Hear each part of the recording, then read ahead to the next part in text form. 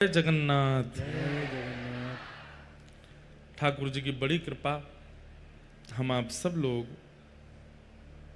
कलयुग के धाम महाप्रभु जगन्नाथ जी के श्री चरणों में अविराजित होकर के अपने सर्वांगीण क्षणों को ठाकुर जी के चरणों में अर्पित करके ये पुण्य लाभ प्राप्त कर रहे हैं। बंधुओं, जगन्नाथपुरी में, या एक प्रकार से हम ऐसा कह दें कि हम जिस परंपरा में हैं, हम जिस भाव में रहते हैं, उसमें हम पुण्य की याचना नहीं करते। बहुत ध्यान से सुनिएगा। व्यक्ति जब आध्यात्मिक होता है तो पुण्य की कामना करता है, लेकिन व्यक्ति जब भक्त बन जाता है तो फिर पुण्य की कामना नहीं करता। पुण्य क्या होता है? क्षीणे पुण्य मर्त लोकम विशंति। जैसे धन कमाने वाला व्यक्ति अपने धन का उपार्जन किस में करता है? अपने सुखों में करता है। अच्छा खाना है, अच्छा पहनना है, अच्छा घूमना है, अच्छा घर बनाना है, ये ब्रांड पहननी है, ऐसे ब्रांड के ये रखना, आदि आदि आदि। और वो व्यक्ति उसी धन से उपभोग करते करते करते करते एक दिन उसी धन से पाप की ओर अग्रसित हो जाता है और पाप के कारण फिर नरक का गामी बनता है। ठीक वैसे ही पुण्य क्या है? हमने समुद्र स्नान किया, गंगा स्नान किया, तीर्थ यात्रा की, ब्राह्मण भोज कराए, संतों को प्रसाद पवाया, उसके पीछे हमने कामना क्या रखी कि हमें इसका पुण्य मिले। तो पुण्य से क्या होता है? पुण्य से स्वर्ग की प्राप्ति होती मृत्यु के बाद। दो प्रकार से पुण्य खर्च होता है। पुण्य एक प्रकार से आप ऐसा कह सकते हैं, आध्यात्मिक धन का नाम है पुण्य। बहुत ध्यान से सुनिएगा। आध्यात्मिक धन को कहते हैं पुण्य। जैसे सामान्य संसारी धन से संसारी उपभोग किए जाते हैं, ऐसे ही आध्यात्मिक पुण्य रूपी धन से स्वर्ग की प्राप्ति होती है। और या फिर कई लोग अपने द्वारा किए गए पुण्यों को इस धराधाम पे ही भोग लेते हैं। किस रूप में? अब मान लीजिए इस कथा के जो यजमान हैं, हमने उनकी दो प्रशंसा कर दी, आप बहुत अच्छे हो, और बड़े समाज में कर दी, ये बहुत अच्छे हैं, इन जैसा व्यक्ति हमने नहीं देखा, इनका स्वभाव ऐसा, इनका गुण ऐसा। ये आपकी जो प्रशंसा हो रही है, ये आपके किसी ना किसी पुण्य के फलीभूत हो रही है। मतलब आपका पुण्य घट रहा है। आपने 108 गंगा जी में डुबकी लगाई, वही 108 गंगा की डुबकी पुण्य के रूप में आपका यश गवा रही है।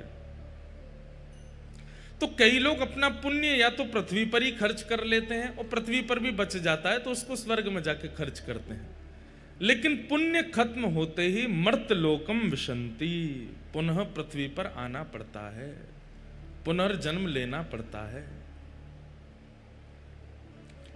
हम पुण्य के आदि नहीं हैं, क्योंकि हम आध्यात्मिक नहीं हैं। हम आध्यात्मिक होते होते अब भक्त बन चुके हैं। आध्यात्मिक क्या होता है? आध्यात्मिक मतलब अभी स्कूल कॉलेज का बच्चा है, और स्कूल कॉलेज में पढ़ी गई पढ़ाई से जब वो कुछ बन जाता है तब वो भक्त कहलाता है। अब वो इंजीनियर कहलावे, डॉक्टर कहलावे, चार्टर्ड अकाउंटेंट कहलावे, कुछ भी कहलावे, वो विद्यालय से पढ़ करके जब कुछ बन जाता है तब एक स्थिति को प्राप्त होता है। भक्त स्थिति का नाम है। भक्त उस स्थिति का नाम है जो विद्यालय में और कॉलेज में पढ़ने के बाद व्यक्ति बनता है।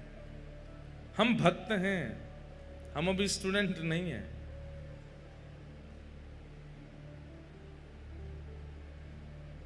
हमें पुण्य की कामना नहीं है, हमारी कामना भक्ति की है।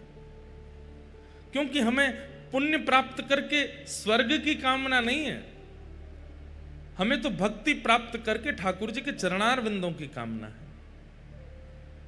कहे साल बेग हिन जाति रे मुझवन, श्रीरंगा चरण तले। फिर आगे क्या है? गाइए जो जगन्नाथपुरी के बैठे हों, श्रीरंगा चरण तले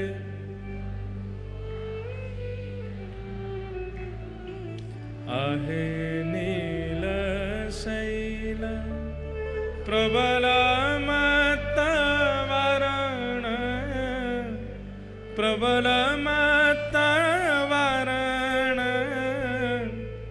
मुआरत नलनी बनकु कर दलन आहे नील शैल।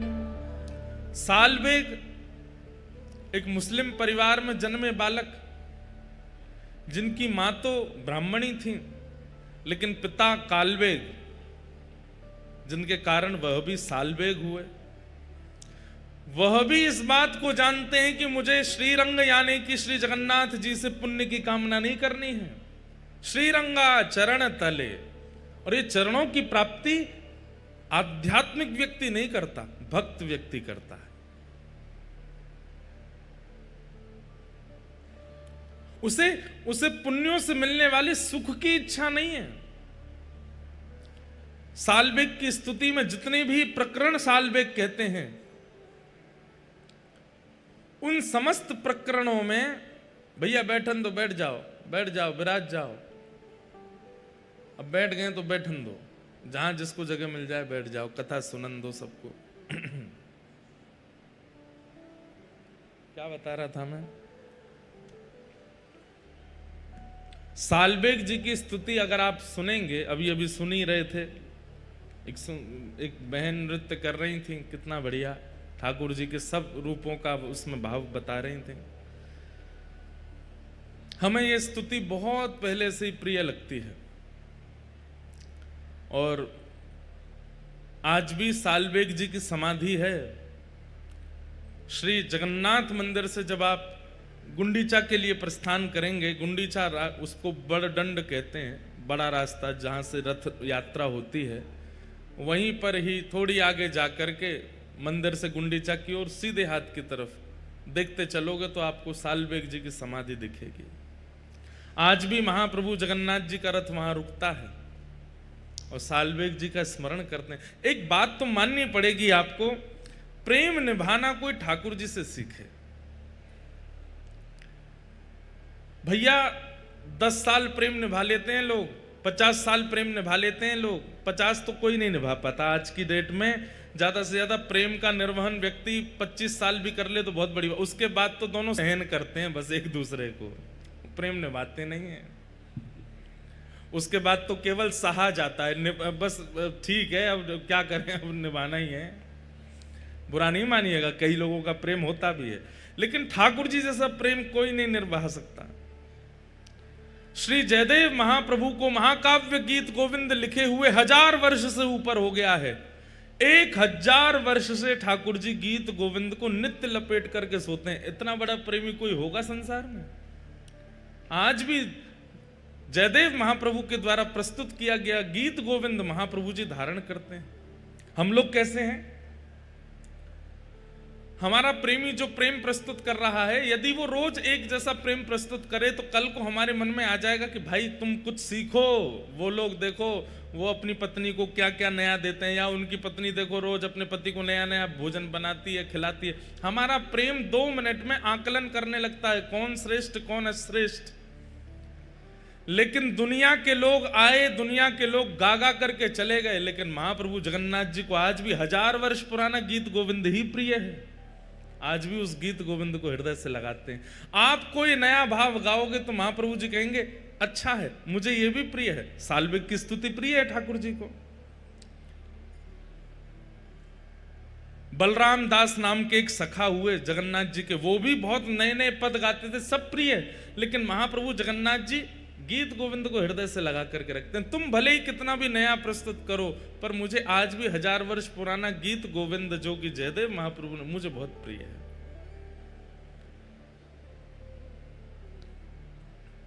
कैसा प्रेम निभाते हैं ठाकुर जी। 1000 साल से वही एक गीत गोविंद ठाकुर जी को अति प्रिय है। ऐसा निभाने वाला कोई है? श्री सालबेग जी को भी इतने ही वर्ष हो गए होंगे और ज्यादा हो गए होंगे, आज भी महाप्रभु जगन्नाथ जी रथ रोकते हैं वहां पर। अरे माता पिता से प्रेम करने वाला बालक जो नित्य माता पिता को फोन करता है, वो भी एक आध दिन स्किप कर देता है, एक आध महीने स्किप कर देता है, लेकिन महाप्रभु जगन्नाथ जी अपने प्रेमियों को याद करना स्किप नहीं करते। आज भी रथ रुकेगा सालबेग के आगे, और वहां खड़े होकर के महाप्रभु जगन्नाथ जी सालबेग का स्मरण करते हैं। पुण्यात्मा जीव पुण्य की कामना करते हैं, और पुण्य की कामना में जय हो महाराज। प्रणाम। हमारे वृंदावन से पूज्य गोस्वामी जी महाराज पधारे हैं, श्री बिहारी जी महाराज की प्रसादी लेकर के पधारे हैं। जय।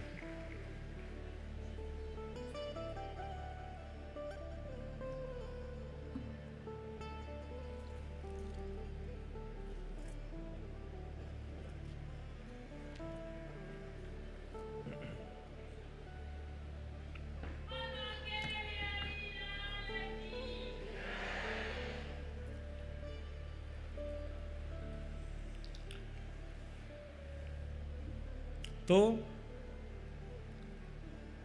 आज भी ठाकुर जी अपने भक्तों का स्मरण करते हैं। पुण्यात्माओं का स्मरण ठाकुर जी नहीं करते। जो पुण्य की कामना से अपना संपूर्ण जीवन और संपूर्ण भक्ति भाव का व्यय करते हैं, ठाकुर जी कहते हैं तुम्हारे पुण्य के बदले तुमको स्वर्ग मिल ही रहा है, तुमको सुख समृद्धि मिल ही रही है, इसमें राजी रहो।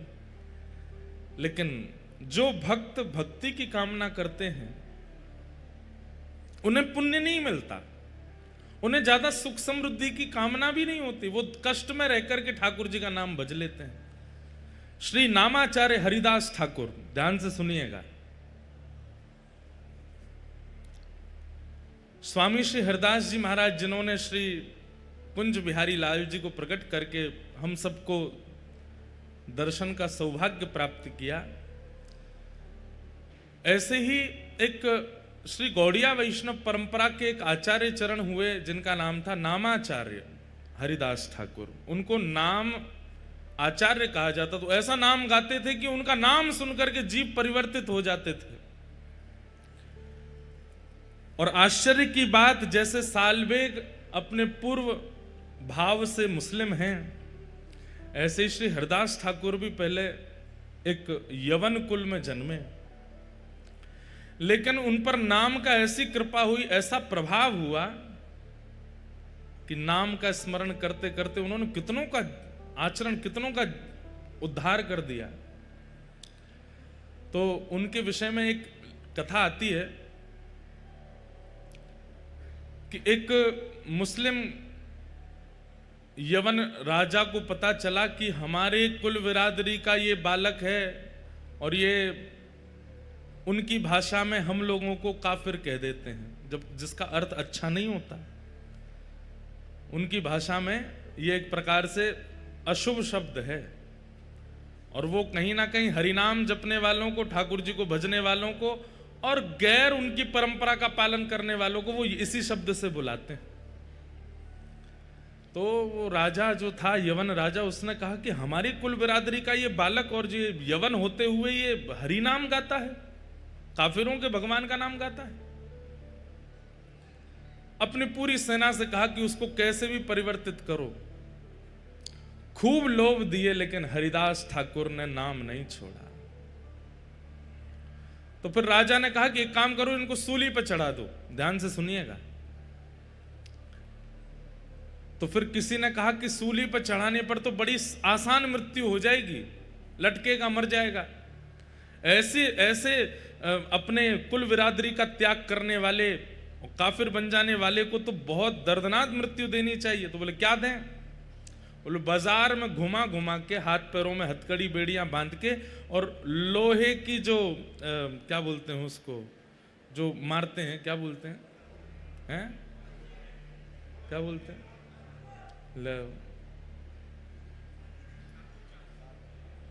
क्या बोलते हैं उसको, हैं? कौड़े। हाँ, कौड़े मारो। हमारे महाराज जी, पंडित जी कह रहे हैं कुर्रा। अद्भुत है, आप पाठ कर लो, जो करें हंटर मारे। तो कौड़े मारने की आज्ञा दी। कौड़े भी कैसे? जो कौड़े की जो रस्सी होती उसमें इतनी बड़ी बड़ी कीलें और लगी थी। बोले भरे बाजार में सबको दिखाते हुए, ताकि दहशत बन जाए कि आज के बाद हरिनाम गाने वाला कोई भी दिख गया तो उसकी यही गति की जाएगी। ले जाओ उसको, भरे हाथों में हथकड़ियां, पैरों में बेड़ियां बांध दी, ले गए हरिदास ठाकुर को। और ले जाकर के जब कौड़े मारने लगे, कौड़े मारते हैं, हरिदास ठाकुर कहते हैं चाहे जो कर लो, मैं हरि नाम नहीं छोड़ूंगा, मैं प्रभु नाम नहीं छोड़ूंगा। और जितनी तेज मारते हैं उतनी तेज मुख से हरि नाम निकलता है। मारने वालों के पांव पूछते हैं। बोले तू पूछता क्यों, हम तुझे मार रहे हैं? बोले क्योंकि इससे पहले मैंने बहुत प्रयास किया कि मैं खूब ऊंचे स्वर में हरि नाम गाऊं, पर इतना ऊंचा स्वर मेरा पहले कभी नहीं निकला जितना ऊंचा स्वर कौड़े पड़ने से निकल रहा है। और मारो, मेरा स्वर ऐसा निकले कि मेरा ये गले का जो स्वर है ये फट जाए हरि नाम गाते गाते। सब देखते रहे, घबरा गए, अपने बच्चों को ले ले करके घरों में भाग गए। बच्चे घबरा करके मां से पूछ रहे हैं ये क्यों पिट रहे हैं? बोले क्योंकि इन्होंने काफिरों के भगवान का नाम गाया है। लेकिन कुछ लोगों के चित्त में विश्वास प्रकट हो रहा है। इतनी पीड़ा के बाद भी हरिदास ठाकुर नाम नहीं छोड़ रहे। कहते हैं भगवान के सुदर्शन जी को इतना क्रोध आया कि जैसे आकाश में एक सूर्य है उसी समय दूसरा सूर्य प्रकट हो गया, और वो दूसरे सूर्य नहीं है, साक्षात सुदर्शन जी महाराज प्रकट हो गए। और जैसे ही वेग से आक्रमण करने लगे उन यवनों के ऊपर, हरिदास ठाकुर हाथ जोड़ करके प्रार्थना करने लगे, हे सुदर्शन जी महाराज इन्हें मत मारो, मैं आपके हाथ जोड़ता हूं, मैं आपके पांव पड़ता हूं, इन्हें मत मारो। सुदर्शन जी बोले ये इतनी पीड़ा दे रहे हैं, हरि भक्त को, हरिनाम गाने वाले को तुम्हारा क्या अपराध है? तुमने इनका धन नहीं चुराया, तुमने इनका कुछ नहीं लिया, तुम केवल हरिनाम अपनी कुटिया में बैठ करके, और ये इतनी पीड़ा दे रहे हैं तुम्हें। सुदर्शन जी महाराज बोले इन्हें जला करके भस्म कर दूंगा, दूर दूर तक दिखाई नहीं देगा कोई भी यवन। हरिदास ठाकुर कहते हैं महाराज ये कलयुग है, ये सतयुग नहीं है, ये त्रेता नहीं है, ये द्वापर नहीं है। सतयुग त्रेता द्वापर में हे सुदर्शन जी महाराज आपने खूब उद्धार किया है, अब उद्धार नहीं, अब तो स्वीकार करना है सबको। मैंने आज तक जितने भी नाम जप किए हैं उन सब नामों का प्रभाव, उन सब नामों का फल इन यवनों को दे दो, जैसे मैं यवन कुल का होकर के आज हरि नाम गा रहा हूं। हे सुदर्शन जी महाराज आप अपनी कृपा दृष्टि से अगर इनको देख लेंगे तो ये भी हरि नाम गाने लगेंगे।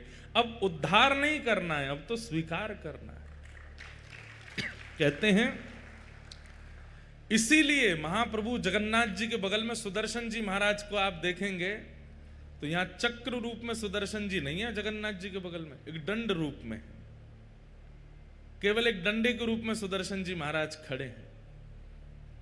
वो नुकीली धार, वो उनका वेग स्वरूप, वो उनका आक्रामक स्वरूप क्यों नहीं है जगन्नाथपुरी में? ऊपर नील चक्र विराजमान है, लेकिन महाप्रभु जगन्नाथ जी के बगल में आयुध रूप में, जहां आयुध रूप में चक्र रूप होना चाहिए था वहां पर डंडे के रूप में खड़े हैं, बिल्कुल नुकीले नहीं हैं। क्यों?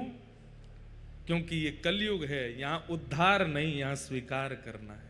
चाहे कितना भी पापी हो, कितना भी कठोर पाप कर्म करने वाला हो, महाप्रभु जगन्नाथ जी ने आज्ञा दी है सुदर्शन जी को कि यहां मारना नहीं है, यहां पर तारना है, स्वीकार करना है। ऐसे नामाचार्य श्री हरिदास ठाकुर कहते हैं कि एक बार उनके वे भी जगन्नाथपुरी आए थे, श्री चैतन्य महाप्रभु के साथ में यहां विराजमान रहे, खूब ठाकुर जी का, श्री जगन्नाथ महाप्रभु का खूब नाम गाया। उनके ऊपर कलंक लगाने के लिए, अब ये मारपीट से नहीं नाम छोड़ रहे थे तो फिर दूसरा उपाय अपनाया। क्या उपाय अपनाया? वो जिस कुटिया में बैठ करके भजन करते थे वहां पर एक वैश्या भेज दी, और वैश्या से पहले से ही कह करके भेजा कि तुम जाकर के इन हरिदास ठाकुर के साथ में ऐसा व्यवहार करना, ये जैसे ही तुम्हारा स्पर्श करें जोर जोर से चिल्लाना, हम सब लोग तुरंत वहां आ जाएंगे और इनका दुर्प्रचार कर देंगे पूरे नगर में। तो दुर्प्रचार होने के कारण ये भीड़ जो लगती है इनके पास में, ये भीड़ खत्म होगी और लोग नाम वाम जपना बंद कर देंगे। तो वैश्या वो बोली ये तो मेरे बाएं हाथ का खेल है। कितनी आयु है इनकी? बोले 25-26 साल के हैं। बोले अभी जाती हूं। वैश्या आई और आकर के जैसे हरिदास ठाकुर को प्रणाम किया, प्रणाम करके कहा इतने युवा हो आप, कैसा आपका यौवन है, कैसा आपका स्वरूप है, और इस स्वरूप में इस युवा अवस्था में आप ये सब क्या नाम में जप में लग गए हो? छोड़िए ना, मेरे साथ बैठिए, थोड़ी वार्ता कीजिए, थोड़ा आनंद करते हैं। नामाचार्य श्री हरिदास ठाकुर बोले देवी आप जो चाहती हैं मैं सब पूर्ण करूंगा, आपकी जो मनवांछित इच्छा है जैसा कहोगे वैसा ही करूंगा, पर मेरा नियम है मैं रोज 3 लाख नाम जपता हूं, वो हो जाए पूरे उसके बाद फिर तुम्हारी बात मानूंगा। अच्छा रोज 3 लाख जपते हो? बोले हाँ। अभी कितने बच्चे हैं? बोले अभी जैसे पूरा होगा मैं बताऊंगा। तुम अच्छा तुम कहां जाओगे? बैठी रहो यहीं पे। उसको भी बैठा लिया और नाम जप में लग गए, हरे कृष्ण कृष्ण कृष्ण हरे हरे, हरे राम राम राम हरे हरे। पूरी शाम निकल गई, पूरी रात निकल गई, आधी रात हो गई। वो वैश्या बैठी बैठी झोंके ले रही थी। हरिदास ठाकुर बोले देवी अभी तो मेरा नाम बहुत रह गया, तुम जाओ थोड़ा आराम कर लो, कल आ जाना। वैश्या बोली हाँ मैं जाती हूँ, मुझे तो नींद आ रही है। चली गई। वो यवन जो थे सब बाहर मिले, क्या हुआ, हम इतनी देर से प्रतीक्षा कर रहे हैं, तुमने आवाज नहीं लगाई। अभी पहला दिन है, थोड़ा परिचय हुआ है, उसने कल फिर बुलाया है मुझे, कल होगा, कल मैं आवाज करूंगी, सब आक्रमण कर देना। वैश्य अगले दिन फिर आ गए।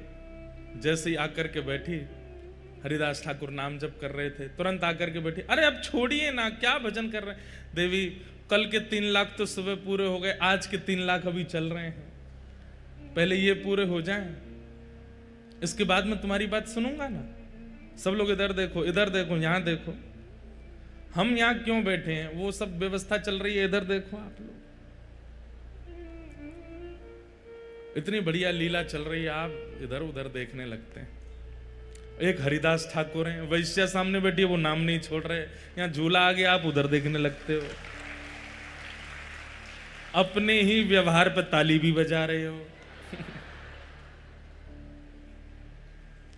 दूसरा दिन हुआ, वैश्य आकर के बैठ गए, छोड़िए ना भजन, क्या कहे? बोले 3 लाख नाम रह गए, थोड़ा सा और कर।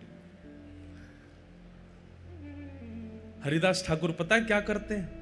उसको तो बोल देते हैं कि मेरे 3 लाख नाम रह गए, तू बैठ, और नेत्र बंद करके ठाकुर जी से प्रार्थना करते हैं, मेरे प्रत्येक नाम का फल ये वैश्या का मन परिवर्तित हो जाए, इसके मन में जो भाव, जो व्यवहार, जो विचार हैं, ये आपकी हो जाए नाथ। ये जितना प्रयास मुझे रिझाने में कर रही है, उतना प्रयास आपको रिझाने में करने लगे। हे नाथ, मेरे नाम का पूरा फल इसको मिल जाए। पहले 3 लाख नाम उसके सामने कर लिए, दूसरे दिन के 3 लाख नाम, 6 लाख नाम तो उसने बैठे बैठे सुन लिए। तीसरे दिन फिर बुलाया, बोले कि आज भी बहुत जप हो गया, कल तो निश्चित तुम जो कहोगी वही होगा, कल आ जाना। बंधुओं, मैं एक बात कहता हूं कि कई बार ऐसा होता है कि आध्यात्मिक ऊर्जा जिसकी अति होती है ना, भक्ति रूप में, उस व्यक्ति की उपस्थिति मात्र आपके हृदय को परिवर्तित कर देती है।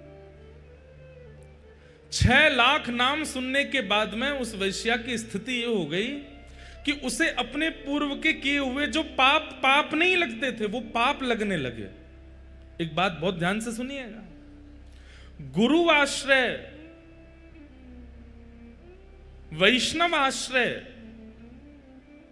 या फिर किसी भी प्रवचनकर्ता के प्रवचन सुनने के बाद में अपने पूर्व के किए हुए दुर्गुण अनुभव होने लग जाएं कि हमने वो गलत किया था, ये 10 साल पहले हमसे अपराध हुआ था, या ये 6 साल पहले जो हमने ये किया ये ठीक नहीं था, अपने भाइयों से या अपने परिवार के लोगों से या किसी के साथ, मित्र के साथ, इनके साथ जो हमने व्यवहार किया ये उचित नहीं था। ये मन में भावना प्रकट होने लग जाए तो समझ जाना जिसको आपने प्रणाम किया है उसने आपको कृपा भर के देखा है, तभी आपके दुर्गुण दिख रहे हैं आपको। नहीं तो कई बार लोग अनेक संतों को प्रणाम करते हैं लेकिन फिर भी वैसे के वैसे ढीठ ही रहते हैं, बदलते नहीं। क्यों? इसमें 2 कारण हो सकते हैं, या तो उस आचार्य चरण ने कृपा भर के देखा नहीं, या फिर उसके पाप इतने प्रगाढ़ हो चुके हैं कि वो आचार्य चरणों की दृष्टि से भी धूमिल हो नहीं रहे। हमें ऐसा लगता है कि आचार्य तो कृपा भर के ही देखते हैं, लेकिन उस व्यक्ति की ही इच्छा नहीं होती कि मैं अपने पाप नष्ट करूं। किसी भी महापुरुष को प्रणाम करेंगे और उस प्रणाम के बाद यदि अपने एक अवगुण का भी चिंतन नहीं होता तो आपने प्रणाम नहीं किया है, केवल आडंबर किया है। वो वैश्या 2 दिन से 6 लाख नाम सुन रही है और आज स्थिति ये हुई कि जैसे ही वो रात्रि में बैठी अपने घर जाकर के सोने लगी, उसको नींद नहीं आती है और अपने द्वारा किए गए सारे पापाचार उसको दिखाई देने लगे। ये तन मुझे उपभोग करवाने के लिए मिला, इस तन को मैंने कितना उच्छिष्ट बना दिया, केवल लोक रंजन के लिए इसका श्रृंगार किया, लोक रंजन के लिए खा पिला करके इसको बड़ा किया।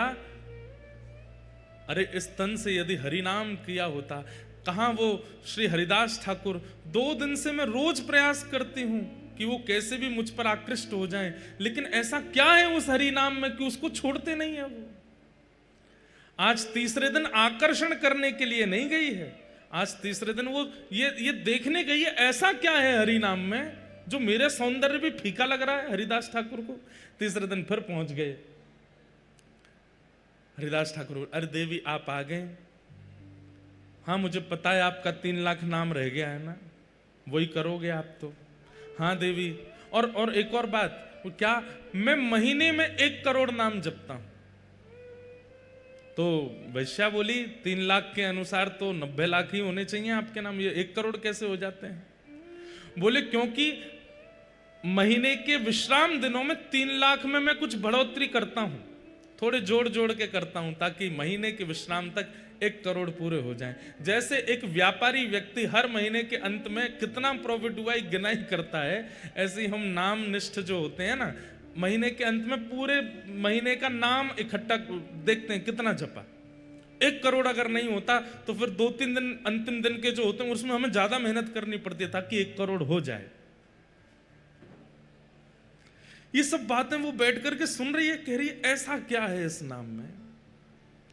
हरिदास ठाकुर बोले अच्छा बैठो तुम भी करो।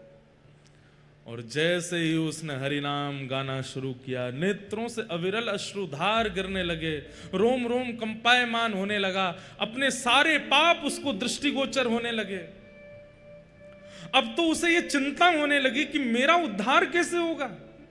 मैं इतनी पाप कर्म कर चुकी हूं, कितने महात्माओं को बर्बाद कर चुकी हूं, कितने लोगों के घर उजाड़ चुकी हूं, अपने इस तन को मैंने कितनों को बेच दिया, अब मेरा उद्धार कैसे होगा। चरण पकड़ लिए हरिदास ठाकुर के, बोले मुझ पर कृपा करो। अब मैं आपसे केवल एक ही कामना करती हूं कि नाथ आप कृपा भर के मुझे देखो ताकि मेरा उद्धार हो। हरिदास ठाकुर कहते हैं व्यक्ति को जब अपने पूर्व के किए गए कर्म उनके प्रति आत्मग्लानि प्रकट हो जाती है और उस आत्मग्लानि के कारण अपने जीवन को परिवर्तन करने की इच्छा प्रकट हो जाती है, व्यक्ति का उद्धार तो तभी हो जाता है। समझ में आई बात? हम अपने अवगुणों को खुद से ही छुपाते हैं, गलत क्रियाएं करने के बाद खुद ही भूल जाते हैं, लेकिन जिस दिन हमें अपने कृत्य का अनुभव होता है और अनुभव करके हम स्वयं ही चिंतन करते हैं कि ये गलत था, वास्तव में मानिए कि उसी दिन ठाकुर जी की कृपा हुई है कि आपके मन में चिंता प्रकट हुई कि ये गलत था, इसका सुधार करना पड़ेगा। चरणों में गिर गई, बोले मुझ पर कृपा करो। हरिदास ठाकुर बोले देवी अब जो मेरी निष्ठा है वो तुम धारण करो, मैं अब कहीं और जाकर के भजन करूंगा। इस कुटिया में मैंने लाखों करोड़ों नाम जप किए हैं, अब तुम इस कुटिया में रहो और यहां रह करके नाम जप करो। हरिदास ठाकुर वो कुटिया, अपने भजन की कुटिया उस वैश्या को दे दी और वहां बैठ कर के वो वैश्या ऐसा नाम करने लगी, ऐसा नाम करने लगी, जिस वैश्या का मुख देख करके संत जन मुंह फेर लेते थे और सोचते थे कहीं हमारे पाप नष्ट नहीं हो जाए। आज उसी वैश्या के भक्त बनने पर उनकी कुटिया के बाहर संतों की भीड़ लगती है। क्यों? बोले वो दिन में एक बार बाहर निकल के आती है और जब वो बाहर आती है उसका रूप देखते ही हमें साक्षात जगन्नाथ जी का अनुभव होने लग जाता है। बंधुओं, रूप सुंदर वो नहीं जिसकी सुंदरता देख करके लगे ये कितना सुंदर है, बल्कि रूप सुंदर वो कि जिसकी सुंदरता देख करके नेत्रबंद हो जाए और मन में भाव आए कि ये इतना सुंदर है तो वृंदावन चंद कितने सुंदर होंगे।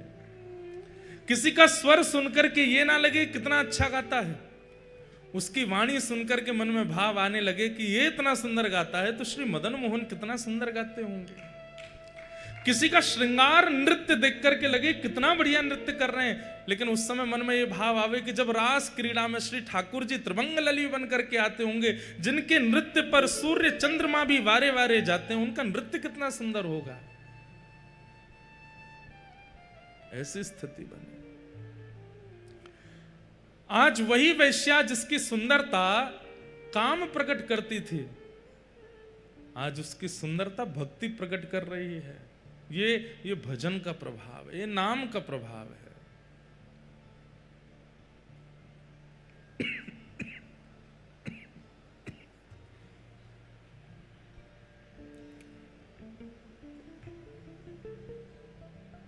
नाम का प्रभाव। तो हम निवेदन कर रहे थे कि आध्यात्मिक बनना एक बात है, पुण्यात्मा बनना एक बात है और भक्त बनना विशेष बात है। कथा का उद्देश्य, महाप्रसाद सेवन का उद्देश्य आप लोग पुण्य अर्जन करना मत रखो। तीर्थ यात्रा का उद्देश्य, समुद्र स्नान का उद्देश्य, उसके प्रति पुण्य की भावना मत रखो, भक्ति की भावना रखो, भक्ति की इच्छा रखो। अहम भक्त पराधीन, स्वयं भगवान श्री जगन्नाथ कहते हैं कि मैं अपने भक्त के पराधीन हूं। पूरा विश्व मेरे पराधीन है पर मैं अपने भक्त के पराधीन हूं। ऐसे नामनिष्ठ बनिए। आज सुबह प्रभात फेरी का क्रम हुआ, कल से ही क्रम चल रहे हैं। कल संध्या में महाप्रभु जगन्नाथ जी को व्यासपीठ और श्रोताओं की ओर से ध्वजा जी का भाव प्रस्तुत किया। कितना आनंद आया। महाप्रभु जगन्नाथ जी ध्वजा धारण करते हैं। आपको पता है ध्वजा पे सूर्य चंद्र बने हैं महाप्रभु जी के। हमारे जीयर स्वामी मठ वाले पूज्य महाराज जी से एक बार हमने पूछी कि महाराज जी ध्वजा क्यों है और ध्वजा में सूर्य चंद्र क्यों है? तो महाराज जी ने बहुत सुंदर उत्तर दिया कि सूर्य चंद्र भगवान के नेत्र हैं, तो ध्वजा में सूर्य चंद्र विराजमान होकर के ठाकुर जी पूरी तरफ अपनी दृष्टि घुमाते रहते हैं, देखते रहते हैं, कोई कष्ट में तो नहीं, कोई दुखी तो नहीं, कोई पीड़ित तो नहीं। तो श्री ध्वजा जी क्या है? ध्वजा जी में जो सूर्य चंद्र है भगवान के नेत्र हैं और ठाकुर जी पूरे श्री क्षेत्र को ध्वजा जी से देखते रहते हैं। एक प्रकार से सीसीटीवी कैमरा लग रहा। आप कैमरे की निगरानी में हो, कुछ भी करने से पहले सोच लेना।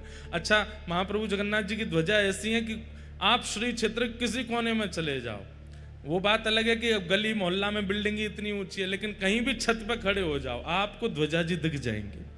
इसका मतलब क्या है? आपको ध्वजा जी नहीं दिख रही है, महाप्रभु जगन्नाथ जी को आप दिख रहे हो। वो सब जगह देखते रहते हैं। तो ध्वजा जी का एक भाव। दूसरा भाव निर्भयता।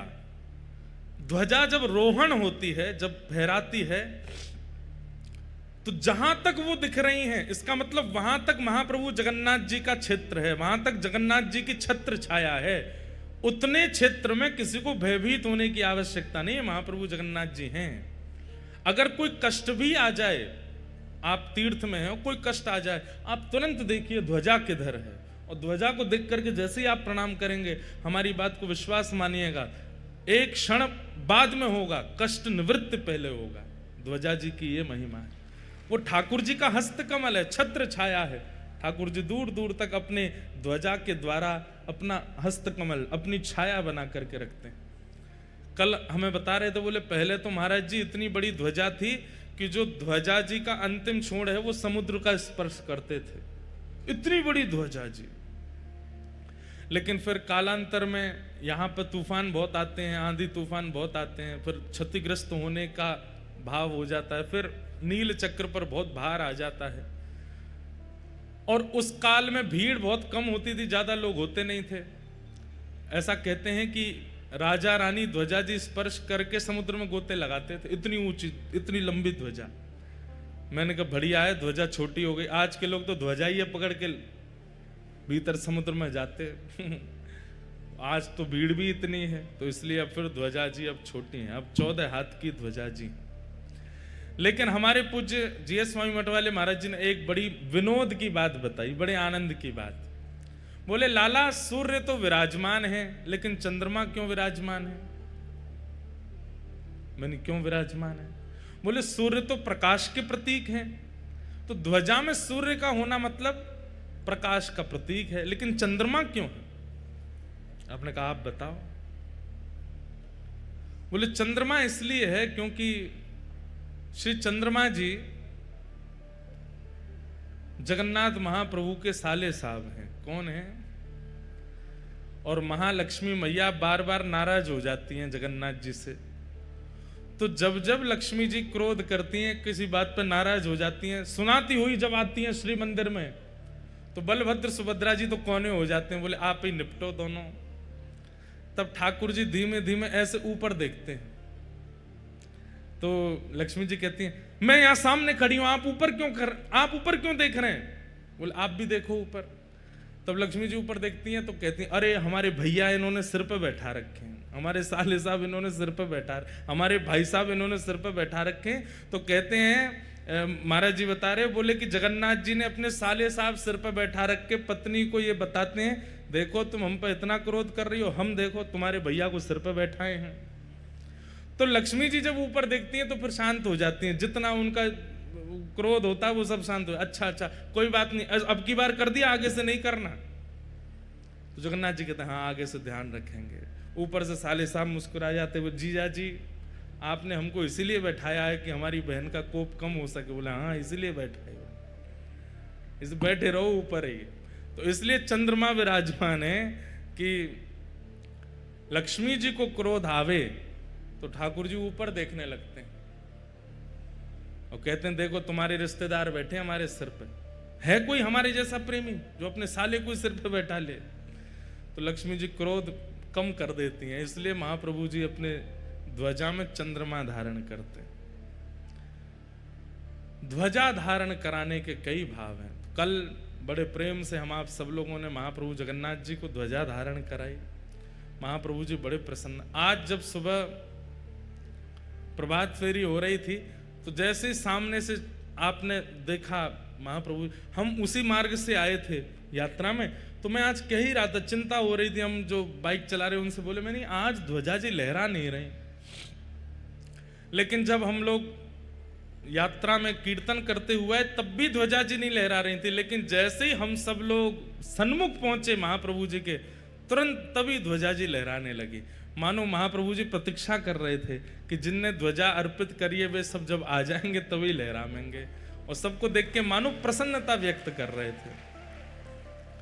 तो कल ध्वजा जी अर्पित हुई, उसके बाद फिर दर्शन की मारकाट मची, कौन पहले भीतर घुसे।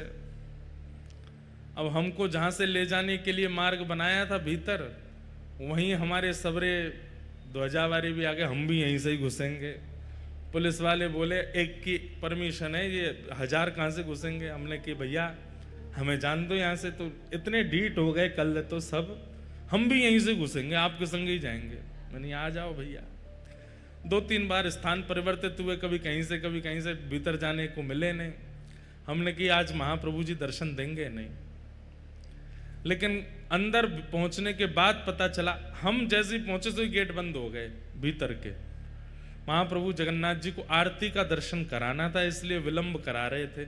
अगर पहले ही भीतर चले जाते तो आरती नहीं मिलती कल, लेकिन इतनी देर बाहर हम लोग जो विलंब करते रहे उसका ये आनंद मिला कि फिर भीतर जाके आरती दर्शन हो गए। महाप्रभु जगन्नाथ जी की संध्या आरती हुई।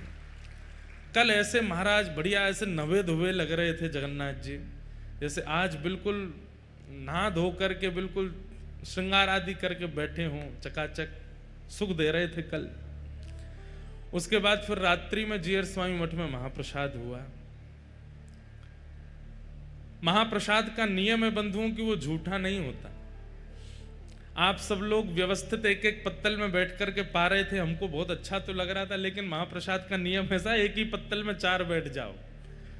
एक दालमा को महाप्रसाद में मिलावे, दूसरा उठा के पाले, ऐसे पाया जाता है महाप्रसाद तो।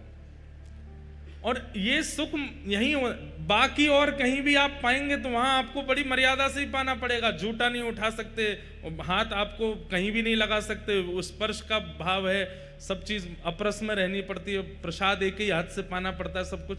पर यहाँ जगन्नाथपुरी का नियम है, एक तो आसन पे नहीं बैठना है, दूसरा नीचे बैठ करके पाना है, और तीसरा कोई लगा करके सामने दे दे तो बात अच्छी नहीं, तो जो पा रहा है उसके बगल में बैठ के, भले ही वो अपरिचित है, आप पा सकते हैं।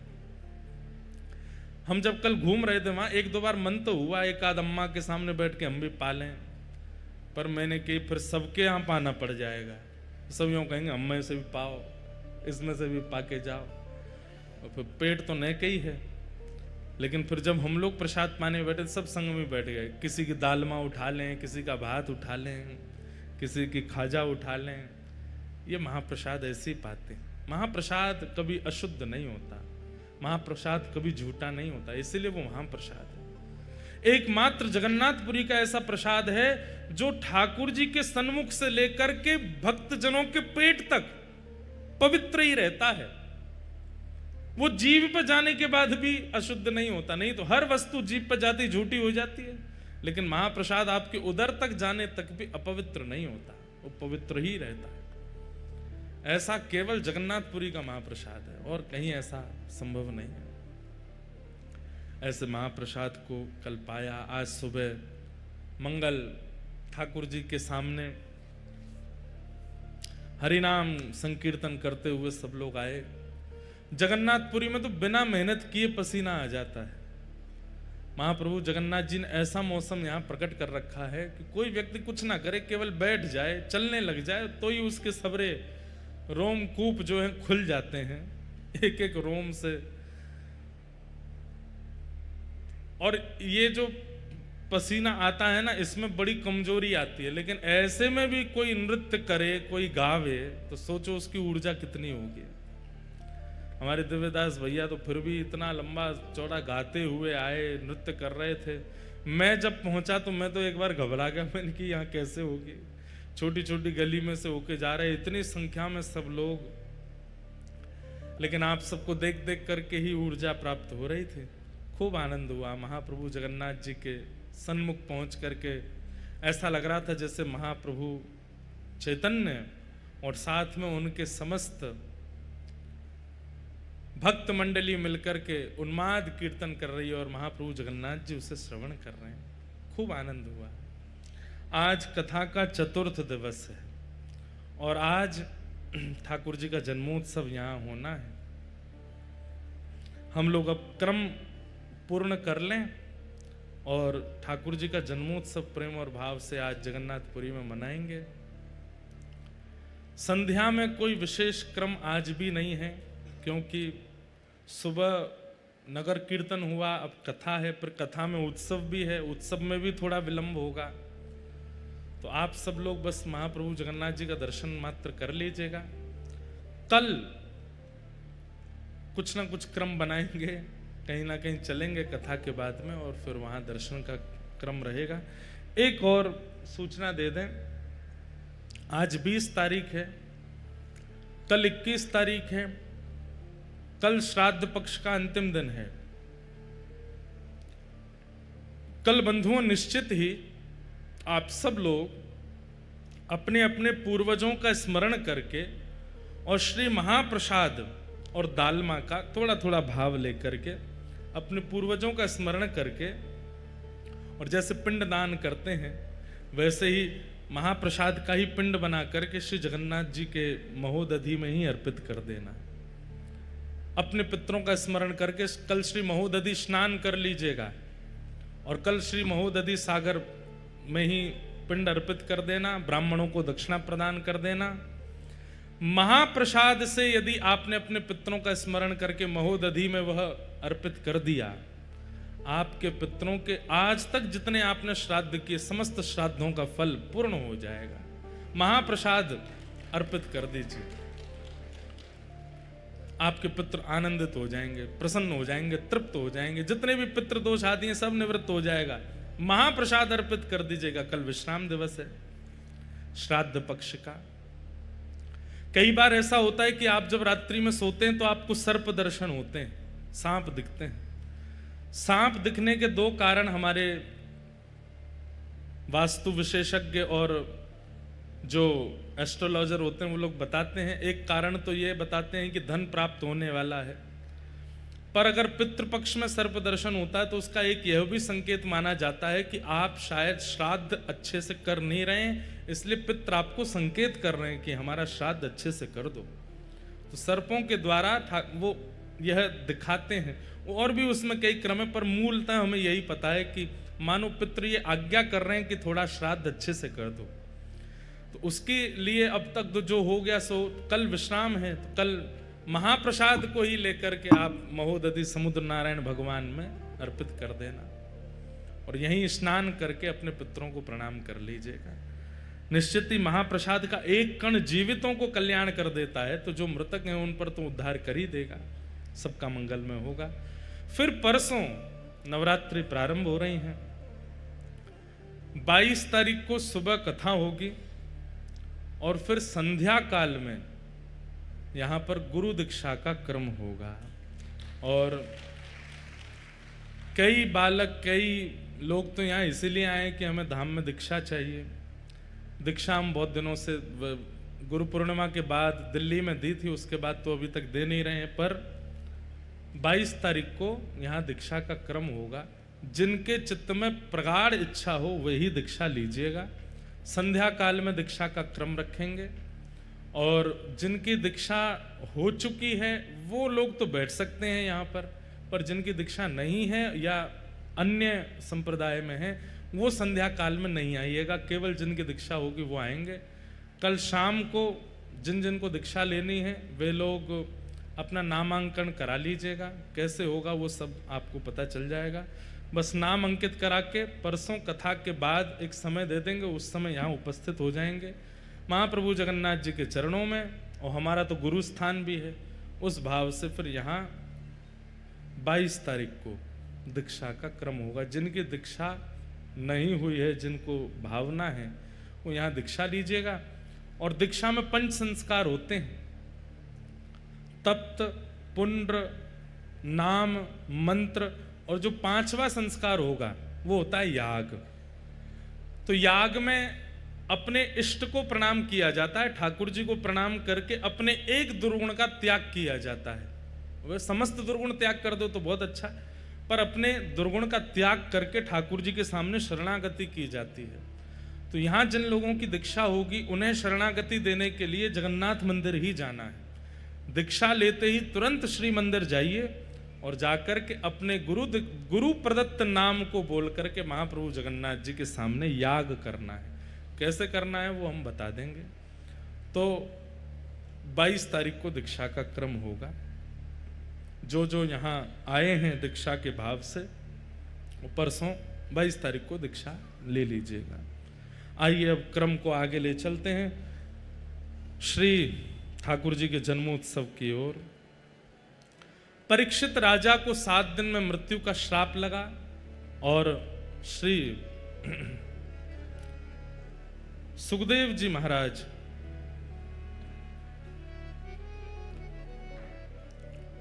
श्री सुकाचार्य जी महाराज परीक्षित को ज्ञान उपदेश भागवत उपदेश श्रवण कराने के लिए उपस्थित हुए।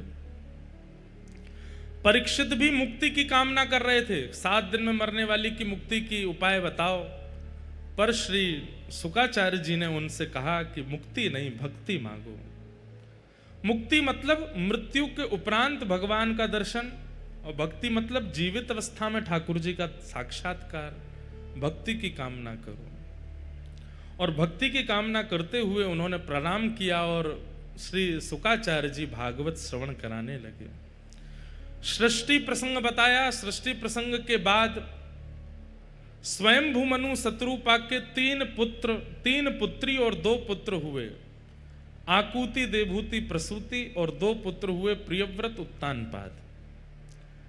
यहां पर श्री देवभूति माता का विवाह कर्दम ऋषि के साथ में हुआ और उनके यहां भगवान कपिल बनकर के प्रकट हुए।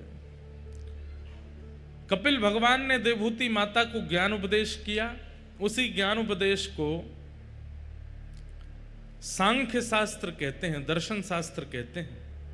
अद्भुत प्रसंग है देवभूति कपिल संवाद।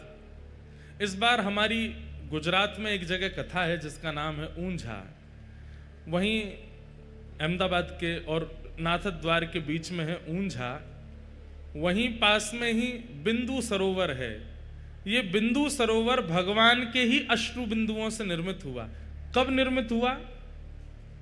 तथा सचाहम परिवोडुकाम समानशीलाम ग्रहमेदधेनुम। जब कर्दम ऋषि ने भगवान से प्रार्थना की कि हे नाथ, आपसे भी ज्यादा, मुझसे भी ज्यादा आपसे प्रेम करने वाली एक गृहिणी से मेरा विवाह हो जाए, इस बात को सुनकर के ठाकुर जी के अश्रुबिंदु प्रकट हुए। वही बिंदु सरोवर में परिवर्तित हो गए थे। वही बिंदु सरोवर और वही स्थान जहां पर कपिल भगवान ने देवभूति माता को ज्ञान उपदेश किया, वहीं के पास में एक स्थान है ऊंझा। वहां कथा है। वहां पर कपिलोपाख्यान पर विशेष चर्चा हम लोग करेंगे। देवभूति माता ने कपिल भगवान से ज्ञान उपदेश प्राप्त करने के बाद में सरस्वती नाम की नदी बनकर के वे बहने लगी और श्री कपिल भगवान गंगा सागर में आकर के विराजमान हो गए। बोलो गंगा सागर तीर्थ की जय। हमने अनेक बार कपिल देवभूति संवाद खूब विस्तार से श्रवण कराया है, परंतु आज क्रम बहुत है और ठाकुर जी का जन्मोत्सव करना है, इसलिए केवल क्रम स्पर्श करते हुए चल रहे हैं। देवभूति माता पर कृपा करके भगवान कपिल गंगा सागर विराजमान हो गए। आगे आकुति प्रसूति के वंश का वर्णन किया। तभी उत्तानपाद राजा का वंश आया। श्री उत्तानपाद राजा के यहां पर ही भगवान के परम भागवत श्री ध्रुव जी का प्रादुर्भाव हुआ। ध्रुव जी महाराज ने पिता की गोद में बैठने की इच्छा प्रकट की। छोटी मां के द्वारा फटकारने पर श्री ध्रुव जी महाराज वन में चले गए और वन में जाकर के भगवान की 5 महीने तक तपश्चर्या की। 5 महीने के बाद भगवान हरि गरुड़ पर विराजमान होकर के प्रकट हुए और श्री ठाकुर जी ने ध्रुव जी को दर्शन प्रदान किया। ध्रुव जी महाराज ने भगवान का मंगलमय दर्शन किया और दर्शन करते हुए जो प्रार्थना कर रहे हैं, बस उस प्रार्थना का श्लोक हम लोग श्रवण कर लेते हैं। ध्रुव जी क्या कह रहे हैं ठाकुर जी से कि हे नाथ, योऽन्तः प्रविश्य मम वाचमिमां प्रसुप्तां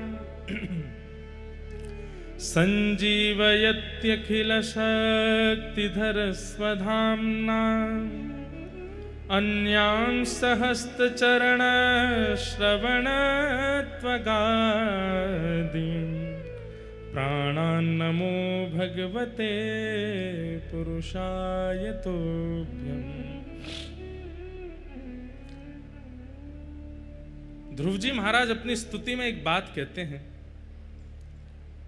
व्यक्ति को अपनी प्रत्येक इंद्रिय से भगवत आराधन करना चाहिए। बहुत ध्यान से सुनो। कई लोगों की रुचि केवल दर्शन में होती है, कथा श्रवण में नहीं होती। उन लोगों को जगन्नाथ जी दर्शन करा दो, बद्रीनाथ दर्शन करा दो, वो आपसे कह भी देंगे कभी कहीं तीर्थ जाओ दर्शन के लिए, हमको जरूर बताना।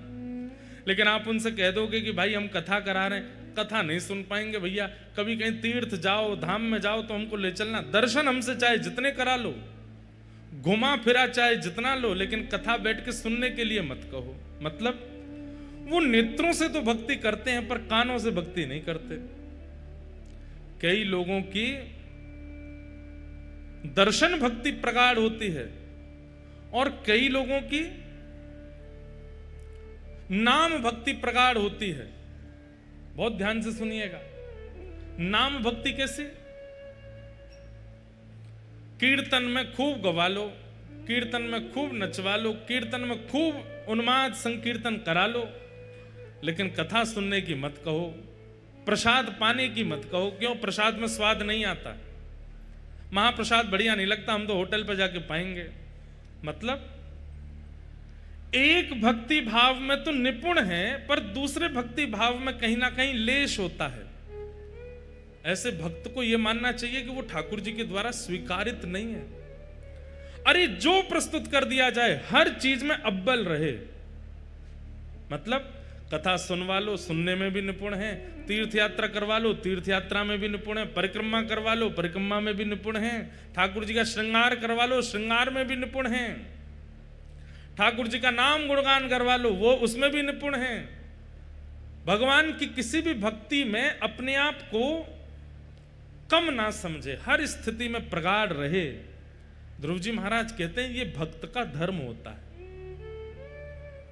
भक्ति के जितने प्रकार हैं वो सब प्रकार उसको आने चाहिए, एक प्रकार में भी वो निपुण ना रहे, अनिपुण ना रहे। अब आप लोग विचार करो किस भक्ति भाव में आप निपुण नहीं हो और उसी पर प्रयास करो कि अब यही करना है, इसी में ही मुझे प्रवीण होना है। जैसे अपने प्रियतम को रिझाने के लिए प्रियतमा प्रियतम को प्रिय लगने वाली हर भावना को धारण कर लेती है, ऐसे ही भक्तों को ठाकुर जी को प्राप्त होने वाले हर साधन को स्वीकार करना चाहिए। नाम आश्रित भी रहे, कथा आश्रित भी रहे, दर्शनाश्रित भी रहे, महाप्रसाद आश्रित भी रहे, परिक्रमा आश्रित भी रहे, तीर्थ यात्रा आश्रित भी रहे, हर क्रिया को करने में निपुण है। किसी में भी कहते हैं ना कि कई लोग संसार में ऑलराउंडर होते हैं, उनसे खाना बनवा लो, उनसे गाना गवा लो, उनसे गाड़ी चलवा लो, उनसे कपड़े पहनवा लो, उनसे ये काम करवा लो। ऐसे ही ऑलराउंडर भक्ति में हो, कुछ करवा लो, सब में निपुण है। ठाकुर जी के संबंध की कोई भी क्रिया करने में अनिपुणता नहीं है।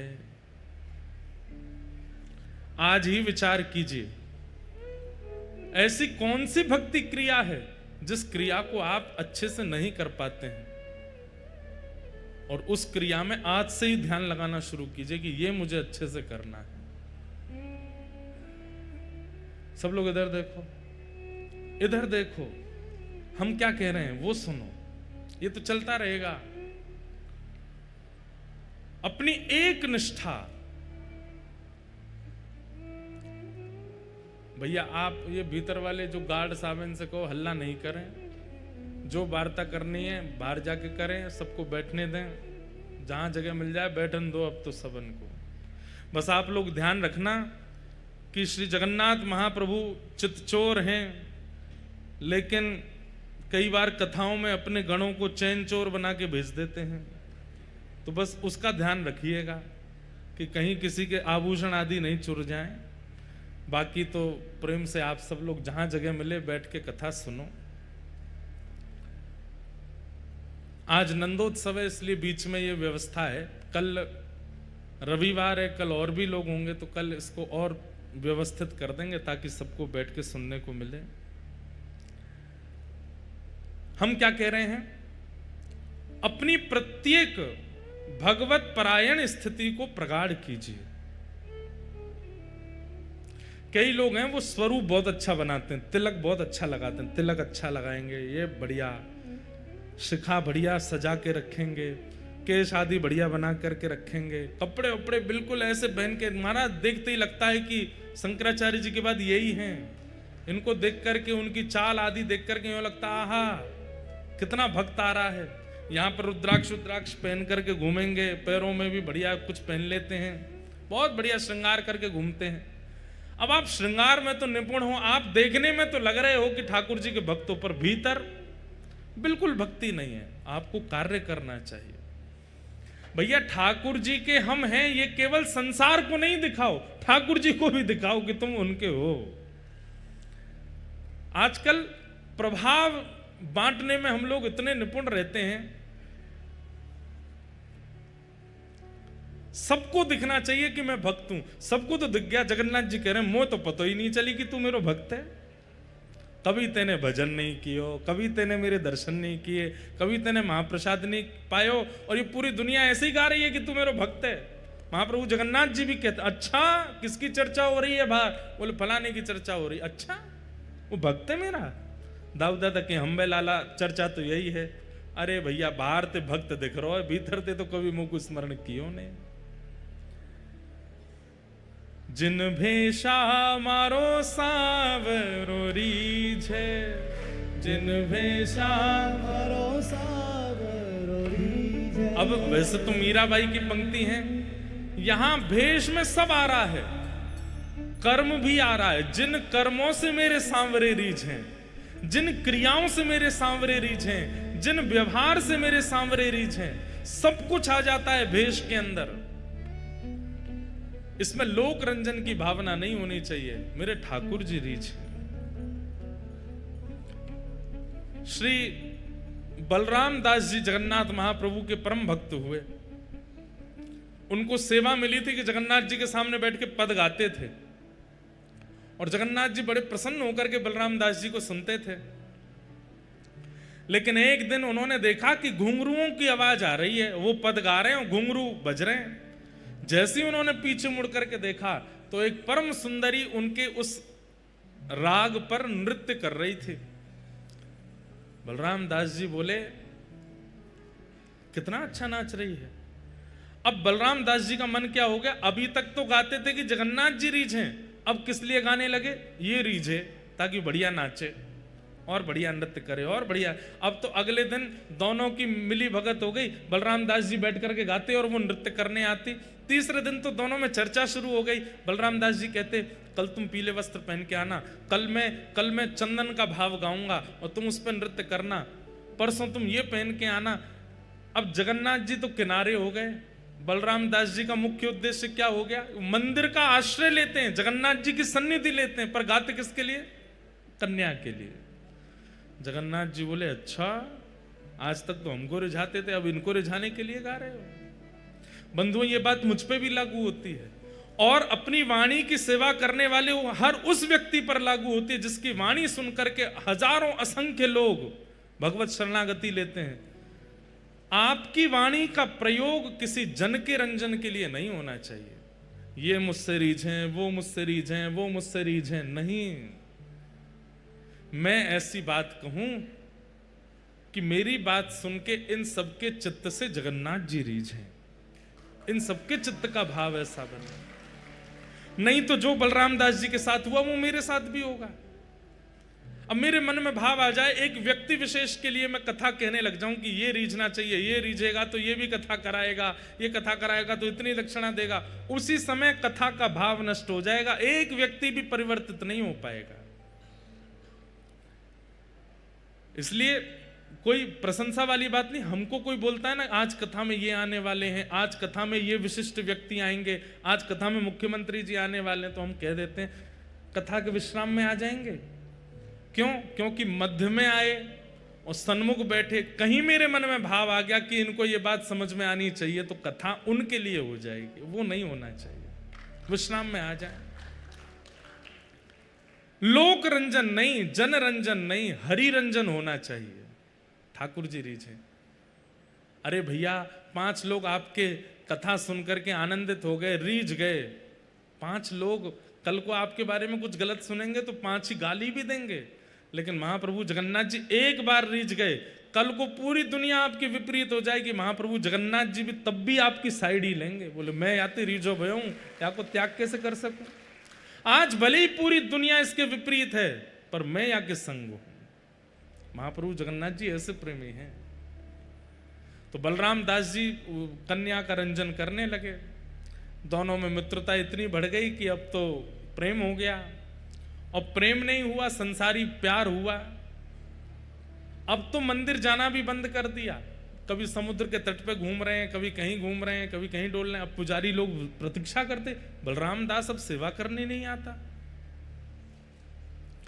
चर्चा हो गई पूरी जगन्नाथपुरी में कि वो तो अब दूसरे मार्ग पर चला गया है।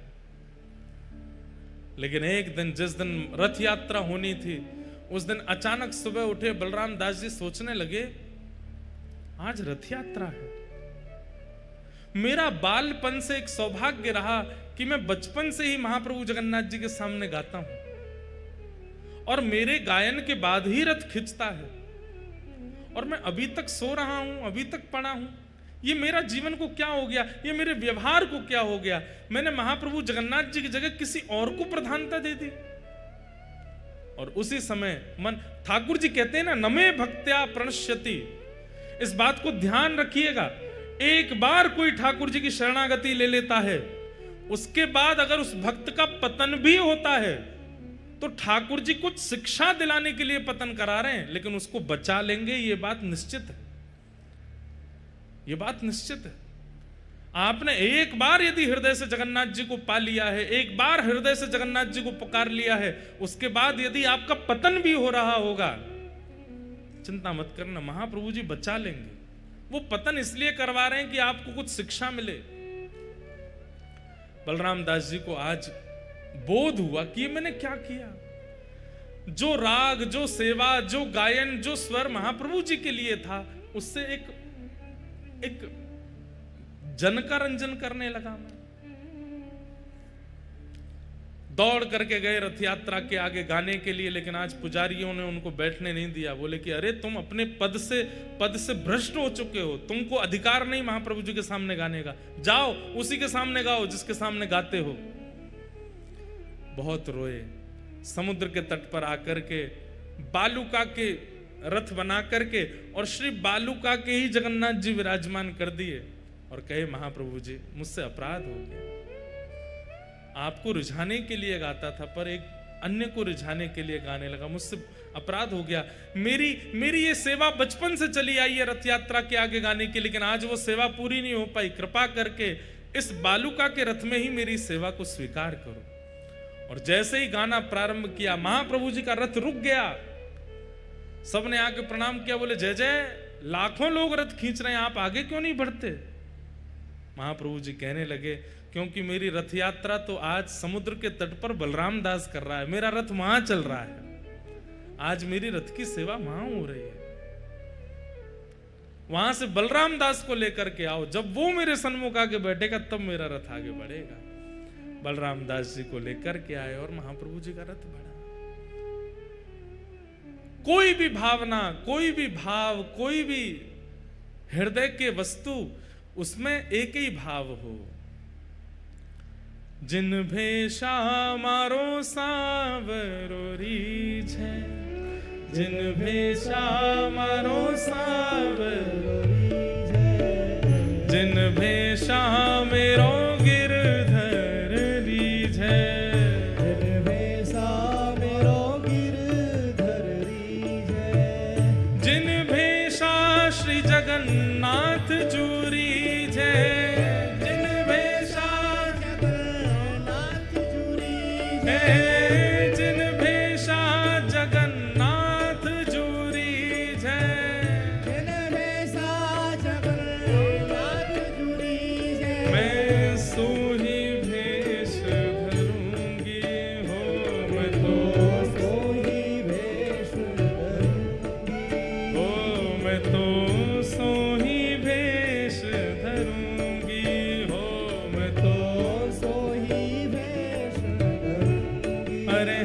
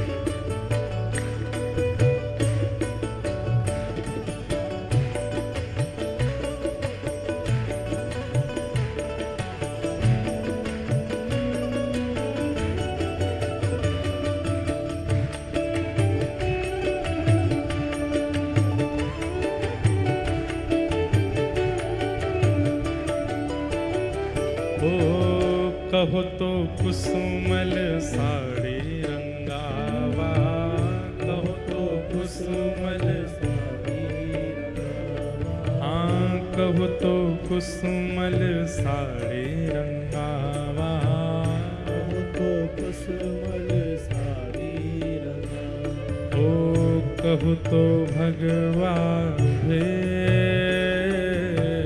कहो तो भगवा भेष, हाँ कहो तो मोतियन मांग भरावा, कहो तो मोतियन मांग भरावा, कहो तो मोतियन मांग भरावा, कहो तो मोतियन मांग भरावा, ओ कहो छिटकावा केश बाला, कहो छिटकावा हाँ बाला, कहो छिटकावा केश बाला, कहो छिटकावा केश, अरे हाँ मैं बैरागन हूँगी हूँगी,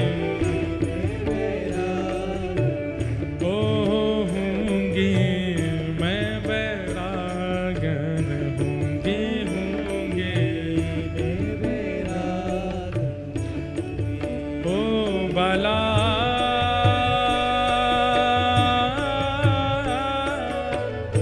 मैं बैरागन हूँगी हूँगी, मैं बैरागन हूँगी हूँगी, मैं बैरागन हाँ हूँगी, मैं बैरागन हूँगी हूँगी, मैं बैरागन। और ओ प्राण हमारा वहाँ बसत है, प्राण हमारा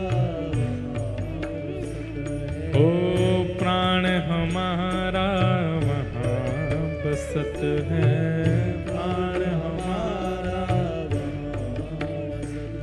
ओ यहाँ तो खाली खोर, यहाँ तो खाली हाँ यहाँ तो खाली खोर, यहाँ तो खाली खोर, ओ मात पिता परिवार सोई है, मात पिता परिवार सोई है, मात पिता परिवार सोई है, मात पिता परिवार सोई है, हाँ कहिए तिनका तोड़ बाला, कहिए तिनका ओ बाला, कहिए तिनका तोड़ बाला, कहिए तिनका तोड़, अरे हाँ मैं बैरागन हूँगी हूँगी, मैं बैरागन हाँ हूँगी, मैं बैरागन हूँगी हूँगी, मैं बैरागन ओ बाला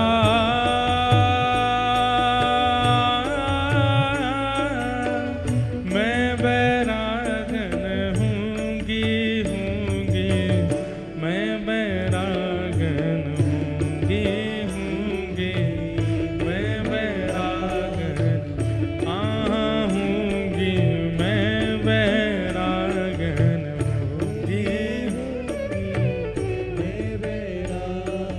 मैं गिरधर की गिरधर मेरे,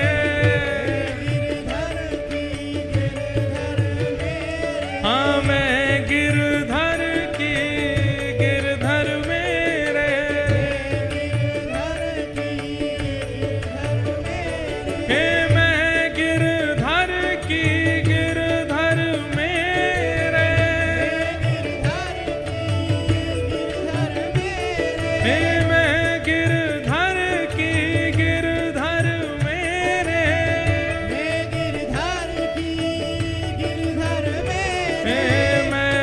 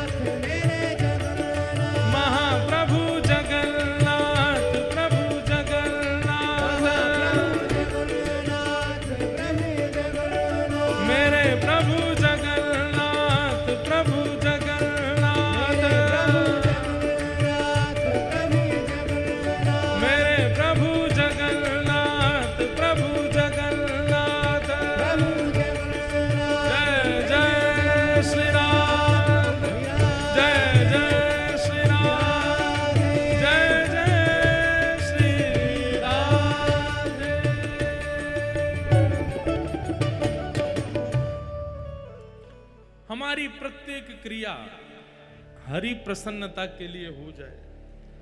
ध्रुव जी महाराज अपनी स्तुति में यही भाव प्रकट कर रहे हैं, योन्तः प्रविश्य मम वाचमिमां प्रसुप्तां संजीवयत्यखिल शक्तिधर स्वधाम्ना अन्यांश हस्त चरण श्रवणत्वगादीन प्राणान नमो भगवते पुरुषाय तुभ्यम। अपनी प्रत्येक इंद्रिय से ठाकुर जी को प्रणाम करना चाहिए। जिस इंद्रिय से आप ठाकुर जी का स्मरण नहीं करते हैं, पाप भी उसी इंद्रिय से आपके भीतर प्रविष्ट होते हैं। आप केवल दर्शन में रुचि रखते हैं, प्रसाद में रुचि नहीं रखते, तो निश्चित है जिह्वा से ही पाप भीतर जाएगा। आप दर्शन में रुचि रखते हैं, प्रसाद में रुचि रखते हैं, लेकिन कथा श्रवण में रुचि नहीं रखते, तो निश्चित है पाप प्रविष्ट यहीं से होगा। आप दर्शन में रुचि रखते हैं, प्रसाद में रुचि रखते हैं, श्रवण में भी रुचि रखते हैं, लेकिन ठाकुर जी की सेवा नहीं करते, तो निश्चित है कि आपके हस्त कमल ही पाप के मार्ग पर आपको ले जाएंगे। आप दर्शन में रुचि रखते हैं, श्रवण में रुचि रखते हैं, प्रसाद में रुचि रखते हैं, सेवा भी करते हैं, लेकिन प्रदक्षिणा नहीं करते हैं, तो आपके चरण ही पाप मार्ग की ओर ले जाएंगे। आप प्रदक्षिणा भी करते हैं, सेवा भी करते हैं, दर्शन भी करते हैं, श्रवण भी करते हैं, महाप्रसाद भी, लेकिन दंडवत प्रणाम नहीं करते, तो किसी भी इंद्रिय से, गुप्तांगों से, गुप्त इंद्रियों से आप पाप के भागी बन सकते हो। इसलिए सर्वांगीण अंग ठाकुर जी के सन्मुख अर्पित कर दो और किसी भी इंद्रिय को ठाकुर जी से दूर मत रहने दो। ये आज्ञा किसकी है? श्री ध्रुव जी महाराज की। अन्यांश हस्त चरण श्रवणत्वगादीन, त्वचा से भी भजन करो, ये कह रहे हैं। त्वचा से भजन कैसे करो? बंधुओं, ये जो तिलक धारण करते हैं, हम लोग तो एक तिलक धारण कर लेते हैं और बहुत जल्दीबाजी होती है तो पूर्ण तिलक भी धारण नहीं कर पाते, नहीं तो 12 तिलक धारण करने की आज्ञा दी गई है। अपनी त्वचा पर भी तुलसी धारण करो, तिलक धारण करो, दोनों भुजाओं पर, वक्ष पर, उदर पर, पीछे गर्दन पर, शिखा पर 12 तिलक होने चाहिए।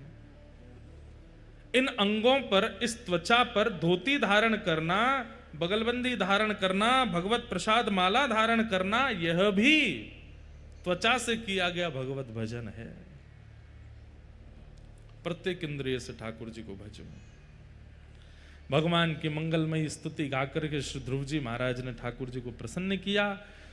भगवान वहां से प्रस्थान कर गए। ध्रुव जी महाराज ने 36,000 वर्ष तक पृथ्वी पर राज्य किया। तत्पश्चात मृत्यु के सिर पर अपना पाद प्रहार करते हुए वैकुंठ को प्रस्थान कर गए। और आज भी ध्रुव जी महाराज पूरे विश्व को दर्शन देते हैं श्री ध्रुव लोक के रूप में, जिसे हम ध्रुव तारा कहते हैं। वास्तव में ध्रुव लोक है, वहां पर ध्रुव जी महाराज विराजमान है। ऐसा भजन किया ध्रुव जी महाराज ने कि उनको लोक की प्राप्ति हो गई। और ऐसा कहते हैं कि प्रलय कालीन समय में ब्रह्म लोक भी डूब जाता है, लेकिन ध्रुव लोक का कभी प्रलय नहीं होता। ध्रुव लोक सदा वैकुंठ की तरह विराजता है। कई भक्तों को ठाकुर जी जिन्हें वैकुंठ प्रदान नहीं करते, उन्हें ध्रुवलोक प्रदान कर देते हैं। अच्छा, हमारे पूज्य नाना जी एक बात कहते थे कि ध्रुव तारा का दर्शन हमेशा नहीं होता, ब्रह्म मुहूर्त में ही होता है। और ध्रुव तारे का जो स्वरूप है वो थोड़ा गोल्डन कलर का होता है, बाकी तारे आपको सफेद दिखाई देंगे, पर ध्रुव तारा थोड़ा आपको स्वर्ण के तरह टिमटिमाता है। ध्रुव तारा, हमें पूज्य नाना जी कहते, लाला जिस भोर में काय को दिखे। मैंने कहा आप बताओ। तो कहते कि ठाकुर जी का नियम है, जैसे ठाकुर जी का नियम है कि ठाकुर जी मंगला में बद्रीनाथ में होते हैं, राजभोग में जगन्नाथ में होते हैं, फिर सभा देखने के लिए ठाकुर जी द्वारिका जाते हैं, और शयन के लिए ठाकुर जी रंगनाथ जाते हैं। ऐसे ही ठाकुर जी का भक्त लोकों का भी समय है। भक्त लोकों में ठाकुर जी जाते हैं, शिवलोक भी जाते हैं, ब्रह्मलोक भी जाते हैं, वैकुंठ लोक भी जाते हैं। पर जब हमारा ब्रह्म मुहूर्त होता है उस समय ठाकुर जी ध्रुवलोक जाते हैं, इसलिए ध्रुव तारा उसी समय दिखता है। तो ब्रह्म बेला में ध्रुव तारा का दर्शन करना मतलब आप साक्षात हरि को देख रहे हैं। उस समय हरि वहां विराजमान है। उस समय हरि कहाँ है? ध्रुवलोक में, उनका आप दर्शन कर रहे हैं। ध्रुव जी और ध्रुव जी के परिकर को दर्शन देने के लिए ठाकुर जी ब्रह्म मुहूर्त में जाते हैं, इसलिए ध्रुव तारा ब्रह्म मुहूर्त में ही दिखता है। अब साइंटिफिक रीजन तो चाहे जितने बना लो, पर भाव का दर्शन तो यही है कि ठाकुर जी उस समय जाते हैं, ध्रुव जी महाराज असंख्य दीपों से ध्रुव लोक को तैयार करते हैं, इसलिए ध्रुव तारा टिमटिमाता है मंगल बेला में, उस समय ठाकुर जी वहां होते हैं। ऐसे ध्रुव जी का चरित्र सुनाया। ध्रुव जी के वंश में आगे राजा अंग हुए, अंग के पुत्र बैन हुए, बैन के यहाँ भगवान पृथु के रूप में प्रकट हुए, जिनके कारण धरती को पृथ्वी कहा जाता है। भूगोल खगोल का वर्णन, नरकों का वर्णन करते हुए अजामिलोपाख्यान सुनाया गया। तत्पश्चात वृत्रासुर नाम के भक्त की कथा आई, जिन्होंने अपने स्तुति में भगवान को अति प्रसन्न किया। अहम हरे तव पादई कमूल दासानुदासो भवतास्म भूयः मनस्मरेता सुपतेर गुणांस्ते गृणीत वाक्कर्म करोतु काय। वास्तव में जगन्नाथपुरी में हम अलग प्रकार की कथा कह रहे हैं। पिछले 3 दिनों से महाप्रभु जगन्नाथ जी का रसामृत चल रहा था, लेकिन आज हमें क्रम पूरा करना है, इसलिए जल्दी जल्दी हम सबका स्पर्श कर रहे हैं। ये सारी कथाएं कहीं कहीं विस्तार रूप से सुनाई जा चुकी हैं। अब वृत्रासुर स्तुति, ये वृत्रासुर स्तुति कुछ दिनों पहले ऑस्ट्रेलिया के मेलबर्न में कथा हो रही थी। वहां 3 दिन वृत्रासुर की स्तुति पर ही चर्चा हुई थी। बहुत अच्छी कथा हुई थी। आप सब लोग जिनको भक्ति पथ का अनुसरण करना है, उस कथा को जरूर सुनना है। कैसी सुंदर स्तुति गाते हुए श्री वृत्रासुर भगवान को प्रसन्न करते हैं। अहम हरे तब पादई कमूल दासानुदासो भवतास्म भूयः मनस्मरेता सुपतेर गुणांस्ते गृणीत वाक्कर्म करोतु कायः ननाक पृष्ठम न च पारमेष्ठम न सार्वभौमम न रसाधिपत्यम न योग सिद्धिर पुनर्भवम वा समंजसत्वा विरहय्य कांक्षे अजात पक्ष इव मातरम खग स्तन्यम यथा वत्स तराच्छुधार्था प्रियम प्रियैव विशुतम विषन्ना मनोरविंदाक्ष दृदिक्षते त्वाम। वृत्रासुर की स्तुति। तत्पश्चात भगवान के परम भागवत श्री प्रहलाद जी का चरित्र आया, जिनके लिए भगवान नृसिंह बनकर के प्रकट हुए। बंधुओं, दक्षिण भारत में नृसिंह भगवान का सुंदर स्थान है, परंतु अगर उत्तर भारत की बात करें और उत्तर भारत में पूरब पश्चिम और उत्तर तीनों को मिलाकर के बात करें, तो सबसे पहले नृसिंह देव की स्थापना श्री जगन्नाथ मंदिर में हुई है। यहाँ जिन जगन्नाथ जी के मंदिर में आप अगर पश्चिम द्वार से प्रवेश करोगे या पश्चिम द्वार के पास जाकर के देखेंगे, तो ऊपर आपको महाप्रभु नृसिंह देव के दर्शन होंगे, नृसिंह भगवान के दर्शन होंगे। कहते हैं ये प्रथम नृसिंह हैं आकृति रूप में, इसलिए उनका दर्शन, उनको प्रणाम निश्चित करना चाहिए। नृसिंह भगवान को प्रणाम करने से रक्षा होती है। किस भाव की रक्षा होती है? हम आप सब लोग जीवित अवस्था में संसार से तो अपनी रक्षा कर सकते हैं, आजकल रक्षा के कवच की सबसे ज्यादा आवश्यकता हमारी भक्ति को है। हमें नजर कम लगती है, हमारी भक्ति को नजर बहुत ज्यादा लगती है। हमारे प्रेम भाव को नजर लगती है, प्रिय भाव को नजर लगती है, ठाकुर जी के प्रति जो हमारा समर्पण है उसको नजर बहुत लग जाती है। उसके